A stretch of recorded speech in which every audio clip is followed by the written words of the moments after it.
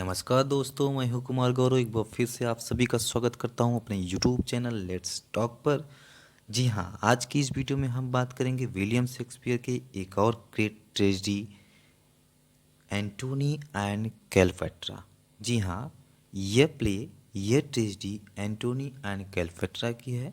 जैसा कि आप सभी जानते होंगे, जूलियस सीजर नाम का एक प्ले जो विलियम शेक्सपियर के द्वारा बनाया गया था।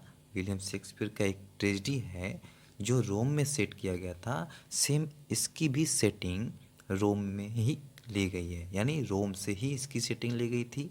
अर्ली 16 सेंचुरी में, 16 सेंचुरी के प्रारंभ में पब्लिश्ड हुआ था यह 1623 में, यानी 1623 में इसको पब्लिश किया गया था। इसकी सेटिंग रोम और इजिप्ट दोनों में रखी गई है। तो ये जूलियस सीजर की उस ट्रेजेडी से डायरेक्ट जुड़ा हुआ है। जी हाँ, कुछ कैरेक्टर हमें जूलियस सीजर के मिलेंगे और हम इस कहानी में ये भी समझेंगे। कैरेक्टर के साथ साथ कैरेक्टर्स को एनालिसिस करते हुए कहानी के थीम को भी समझ लेंगे। जैसा कि हम सभी जानते हैं, एग्जाम पॉइंट ऑफ व्यू से हमें कैरेक्टर्स के नेम याद रखना बहुत ही इम्पोर्टेंट है। तो इस तरीके से कहानी की शुरुआत करते हैं। कहानी की शुरुआत में हम सबसे पहले देखते हैं कि जिसमें एक सोल्जर क्लेयोपेट्रा, यानी सबसे पहले हम कैरेक्टर को ही डिस्कस कर लेते हैं। तो कैरेक्टर हमारा है एंटोनी एंड क्लेयोपेट्रा। इसमें दो कैरेक्टर ऑलरेडी इस नेम में भी हैं। तो देखते हैं, पहली कहानी की शुरुआत होती है एंटोनी। एंटोनी जो एक मेन कैरेक्टर है, इस एंटोनी के बारे में एक सोल्जर, जो सोल्जर है जिसका काफ़ी ज़्यादा रोल नहीं है, लेकिन वह सोल्जर एंटोनी के बारे में सोचता है। क्यों, क्या सोचता है वो एंटोनी के बारे में भाई? एंटोनी के बारे में तो वो, उसको क्या सोचने का हक है, लेकिन वो कुछ सोचता है। सोचता क्या है? इजिप्ट में एक, इजिप्ट से ये स्टार्ट होता है। इजिप्ट एक प्लेस है। इस प्लेस से एक सोल्जर वहाँ पर एंटोनी के बारे में यह सोचता है कि एंटोनी कितना निकम्मा, कितना आवारा बन चुका है। क्यों क्यों एंटोनी निकम्मा और आवारा बन चुका है? तो देखते हैं उसका कारण क्या है। तो देखते हैं उसका कारण है क्लेयोपेट्रा। जी हाँ, क्लेयोपेट्रा ही उसकी सबसे बड़ी रीजन है जिसकी वजह से एंटोनी अब निकम्मा बन चुका है लोगों की नज़रों में। जी हाँ, एंटोनी को प्यार हुआ है किससे? क्लेयोपेट्रा से।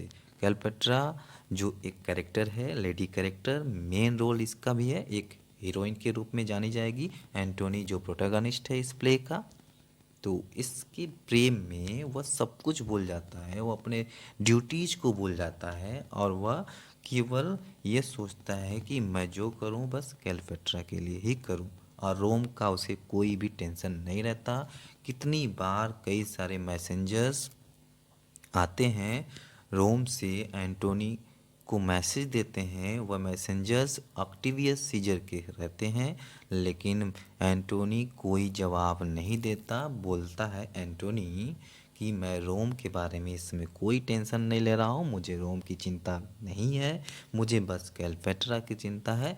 तो एक बार की बात है, क्लेयोपेट्रा ने एंटोनी से पूछ ही लिया, चलो भाई, जब तुमको ऐसी बात है, यानी तुम बस मेरे लिए ही सब कुछ कर सकते हो, तो बताओ मुझे तुम कितना प्यार करते हो, यानी तुम्हें मेरे लिए कितना प्यार है।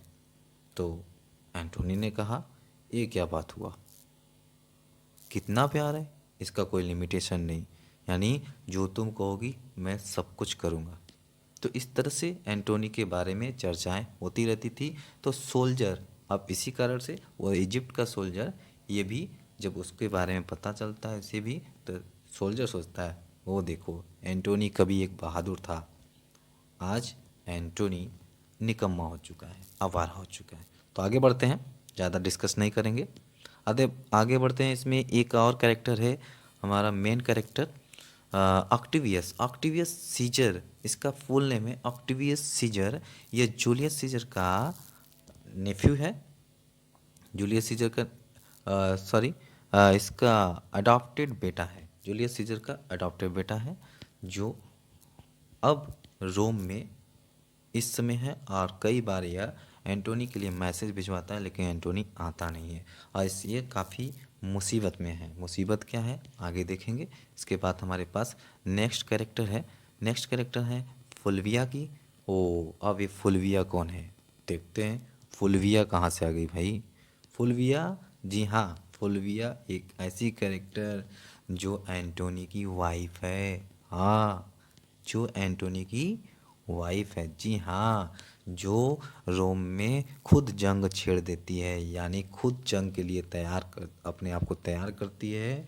और ये मैसेंजर जाके एंटोनी को बोलते हैं कि फुलविया इस समय जंग के लिए तैयारी कर रही है रोम में, क्योंकि रोम में काफ़ी अफरा तफरी मच चुकी है। लेकिन एंटोनी तो वहाँ पर अपनी क्लेयोपेट्रा के चक्कर में परेशान है। लेकिन जब एंटोनी को इस बात का पता चलता है कि फुलविया मर चुकी है तो क्या होता है देखते हैं क्या होता है। इस कैरेक्टर के बाद हमारे पास एक और कैरेक्टर है। एक और कैरेक्टर है हमारे पास सेक्टस। सेक्टस पॉम्पे। एक नेक्स्ट कैरेक्टर हमारे पास है सेक्टस पॉम्पे। आपको याद होगा कि जूलियस सीजर जिस पॉम्पे को हरा करके वापस आए थे रोम में सम्राट बनने के लिए, हालांकि उनकी कोई इच्छा नहीं थी सम्राट बनने की, लेकिन पॉम्पे द ग्रेट का ये बेटा है सेक्टस पॉम्पे, जो एंटोनी और ऑक्टेवियस का दुश्मन है। यानी एंटोनी और ऑक्टेवियस का दुश्मन है।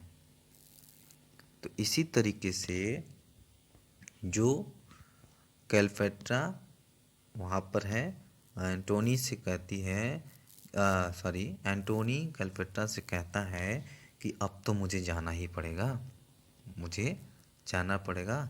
तो इस तरह से वो वहाँ से निकलता है। मैसेंजर के कहने पर नहीं, फुलविया उसकी वाइफ की मृत्यु का खबर सुनकर वह निकलता है। इधर बात करते हैं नेक्स्ट कैरेक्टर की। नेक्स्ट कैरेक्टर हमारे पास है, देखिए ये काफ़ी हंसते हुए नज़र आ रहा है, लेपिडस। लेपिडस काफ़ी खुश है, लगता तो नहीं है, देखते हैं। जो ऑक्टेवियस और एंटोनी का साथी है यहाँ, जी हाँ, ये एंटोनी और ऑक्टेवियस का साथी है। ऑक्टेवियस और एंटोनी सोचते हैं, ये दोनों सोचते हैं कि एंटोनी वापस आता है या नहीं, आएगा या नहीं। यानी लेपिडस और ऑक्टेवियस सोचते हैं कि ये एंटोनी कब वापस आएगा। अगर ये एंटोनी वापस आ जाता तो हमारी ताकतें बढ़ जाती और हम सेक्टस पॉम्पे को हरा सकते हैं। तो इधर इजिप्ट में क्लेयोपेट्रा परेशान, क्योंकि अब उसे एंटोनी अकेला छोड़कर चला आया। उधर इजिप्ट में क्लेयोपेट्रा जब अकेली हो गई तो वह कुछ और भी लोगों के साथ लाइफ स्पेंड कर रही है, एंजॉय कर रही है। बट कैरेक्टर ठीक ठाक है उसका। तो आगे बात करते हैं। इधर जो दो और कैरेक्टर हैं हमारे पास, मीनस एंड मेनिक्रेट्स। मीनस एंड मेनिक्रेट्स को याद रखिएगा, ये दोनों इम्पोर्टेंट आदमी कह सकते हैं, आप असिस्टेंट कह सकते हैं किसके, पॉम्पे सेक्सटस पॉम्पे के इम्पोर्टेंट असिस्टेंट्स हैं। और सेक्सटस पॉम्पे अक्सर इनसे अपनी स्ट्रेटजी के बारे में सलाह लेता रहता है और इनसे बातचीत किया करता है, अपनी स्ट्रेटजी को भी डिस्कस करता रहता है। तो आगे देखते हैं, कुछ और बातें होती हैं वहीं पर दूसरी जगह जो एंटोनी, ऑक्टेवियस और लेपिडस के बारे में है। तो एक एडवाइज़र है उन लोगों का, जो एडवाइज़र ऑक्टेवियस और लेपिडस को एक सलाह देता है। क्या सलाह देता है?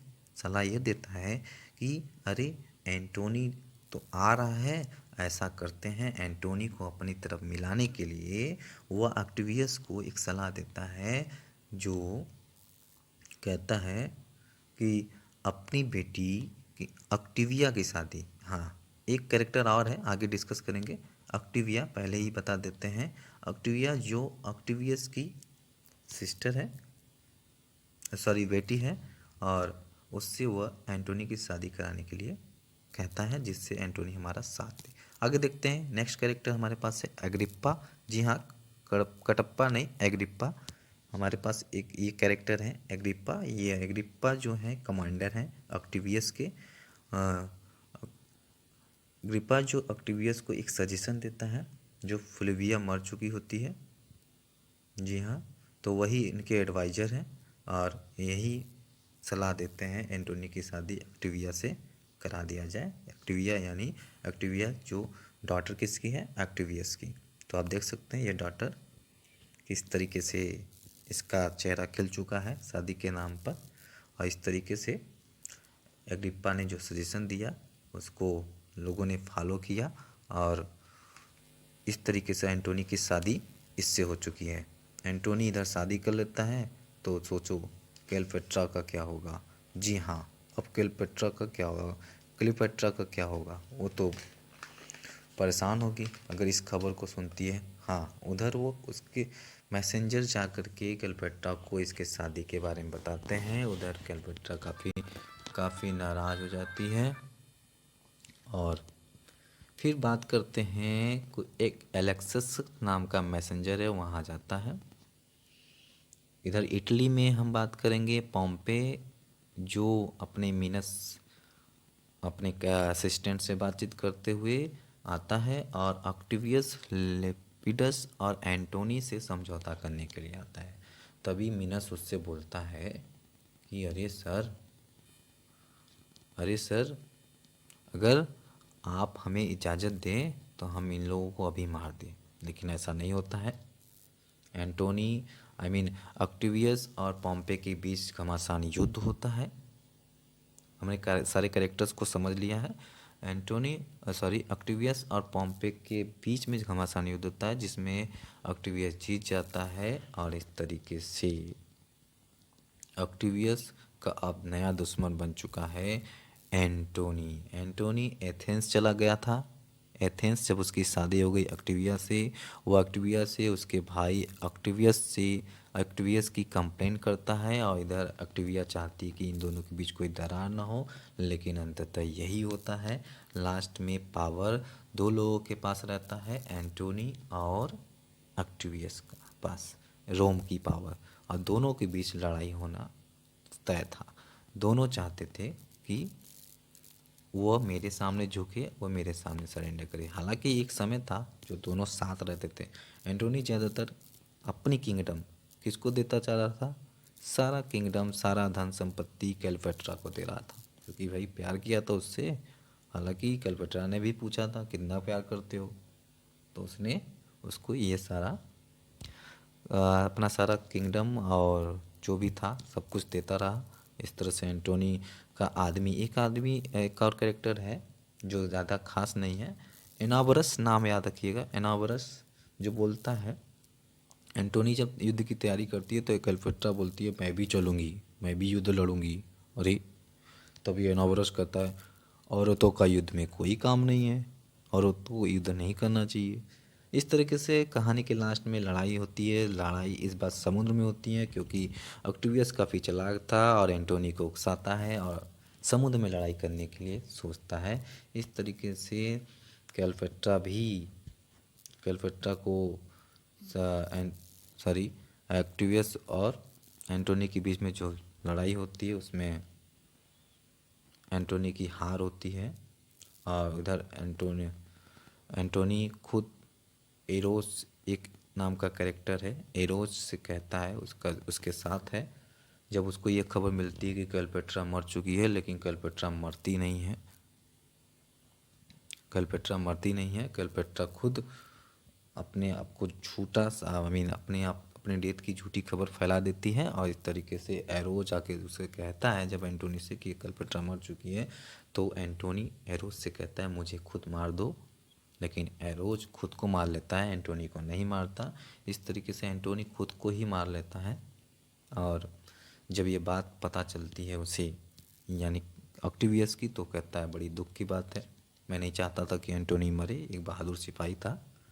और वह उसकी उस लाश को दफना देता है।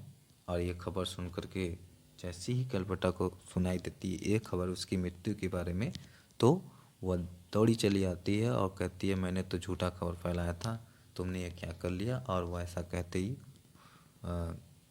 चली जाती है। अब उसके हाथ में सारा शासन था। एंटोनी जो उससे कहता था कि कभी भी तुम ऑक्टेवियस का साथ मत देना, उसकी गुलाम मत बनना। और इस तरीके से वो भी कहती है, उससे प्रॉमिस की थी कभी कि नहीं, मैं कभी उसकी गुलाम नहीं बनूंगी। अब वह युद्ध की तैयारी करती है, लेकिन ऑक्टेवियस चाहता है कि मैं उससे ना लड़ूं, क्लेयोपेट्रा से। क्लेयोपेट्रा मुझे सरेंडर कर दे और मैं उसे सज़ा देने के बाद छोड़ दूंगा, वो मेरे साथ रहे। तो क्लेयोपेट्रा इस तरीके से अपने आप को मार देती है और ऑक्टेवियस को काफ़ी दुख होता है। मारती कैसे है? ये अपने आप को जहरीले सांप से, इसकी 2 नौकरानियां हैं, दोनों नौकरानियां इसे बहुत पसंद करती हैं और दोनों नौकरानियों को ये गले लगाती है, प्यार करती है थोड़ा बहुत। और उसके बाद उनसे सांप, एक जहरीला सांप मंगाती है, जहरीले सांप से खुद को कटवाती है और अपने आप को मार लेती है। तो ये खबर जब ऑक्टेवियस को सुनाई देता है तो वो काफ़ी दुख होता है और क्लेयोपेट्रा की बॉडी को एंटोनी के पास दफनाता है। कहता है एंटोनी काफ़ी बहादुर सिपाही था और क्लेयोपेट्रा ने भी जाते जाते बहादुरी दिखा दी। दोनों काफ़ी चालाक थे। तो एंटोनी और क्लेयोपेट्रा की ये प्रेम कहानी थी। इस तरीके से विलियम शेक्सपियर का ये ट्रेजेडी, जैसा कि आप सभी जानते ही हैं, इनकी ट्रेजेडी का अंत ही डेथ से ही होता है। तो हमने आज विलियम शेक्सपियर की इस प्ले को डिस्कस किया। काफ़ी इंपॉर्टेंट प्ले है, काफ़ी एंटरटेनमेंट आप गेन कर सकते हो इससे। काफ़ी रोचक प्ले था। मैंने कहानी की केवल थीम को समझा और इस तरीके से हमने आज इस वीडियो में विलियम शेक्सपियर की एक और प्ले को डिस्कस किया। सो उम्मीद करते हैं कि आपको यह प्ले पसंद आया। लाइक, शेयर, कमेंट और सब्सक्राइब जरूर करिए। प्लेलिस्ट में ऑलरेडी विलियम शेक्सपियर के कुछ प्ले पड़े हुए हैं, आप देख करके एंजॉय कर सकते हो। Characters point, exam point of view से बहुत ही इंपॉर्टेंट है। सो फिर मिलते हैं नेक्स्ट वीडियो में। मैं आपका दोस्त, आपका साथी कुमार गौरव। तब तक के लिए धन्यवाद कहता हूँ।